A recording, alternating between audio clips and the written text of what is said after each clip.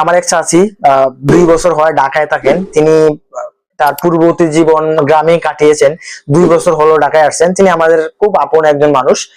তো উনার মেয়ে অসুস্থ হয় আমি শুনলাম। তো আমি জিজ্ঞেস করলাম ফোনে, ওরে কি ডক্টর দেখাইছেন? উনি বলছে না, আমি কবিরাজ খুঁজতেছি, আমি কবিরাজ দেখাবো। তো এই যে ব্যবধান, এই যে কালচার, এই যুগে আইসা উনি একটা হয়তো গ্রাম থেকে সরাসরি ঢাকায় চলে আসছে।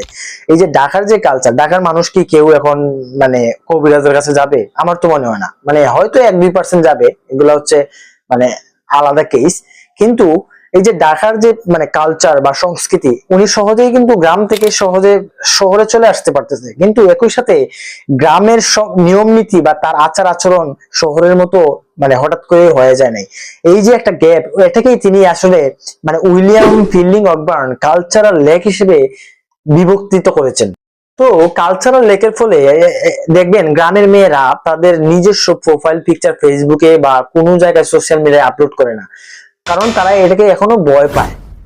অন্যদিকে একটা গবেষণা দেখা গেছে 75% বাংলাদেশে মানুষ বিশ্বাস করে যে বাংলাদেশের ইন্টারনেট বলতে শুধুমাত্র ফেসবুক এবং ইউটিউবকে আমরা বলি।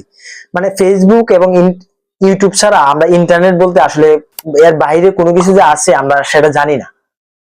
রাস্তায় আরো উদাহরণ দেখবেন, এরকম নানা উদাহরণ আপনাকে বলতে পারি। রাস্তা দেখবেন লাল বাতি জ্বললে আমরা রাস্তা পারাপার হই, ডিজিটাল ট্রাফিক সিগন্যাল দেয়া আছে যেখানে মানুষ সবুজ বাতি জ্বললে রাস্তা পার হবে এবং লাল বাতি জ্বললে স্টপ থাকবে। কিন্তু আমরা লাল বাতি সবুজ বাতির নিয়ম নীতির কোনো বালাই নাই। আমরা যখন মন ধরে রাস্তা দিয়ে হেঁটে হেঁটে রাস্তা পারাপার হই, আবার যখন মনে ধরে থেমে যাই।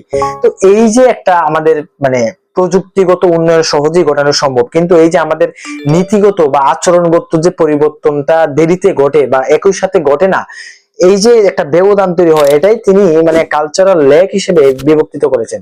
কালচারাল লেক থেকে মানে মুক্তির বা সমাধানের উপায়টা বলেন। সমস্যা যেহেতু আছে, সমাধান অবশ্যই আছে। তো এ থেকে মুক্তির উপায় হলো মানে ভারসাম্য রক্ষা করা। আপনি যখন কোনো প্রযুক্তি বা উদ্ভাবন চালু করবেন, সেটার ট্রেনিং সব মানে জনগণকে অথবা কর্তৃপক্ষকে দিতে হবে। ধরেন আপনি একটা মানে ডিজিটাল ক্লাসরুম তৈরি করছেন বিশ্ববিদ্যালয়ে, তো সেই বিশ্ববিদ্যালয়ের শিক্ষকদের মানে ট্রেনিং দিতে হবে সে এই ক্লাসরুম কিভাবে ব্যবহার করা যায়, তাই না? তা না হলে তো সে পুরনো ভাবেই চক ডাস্টার দিয়েই মানে ক্লাস করে চলে যাবে।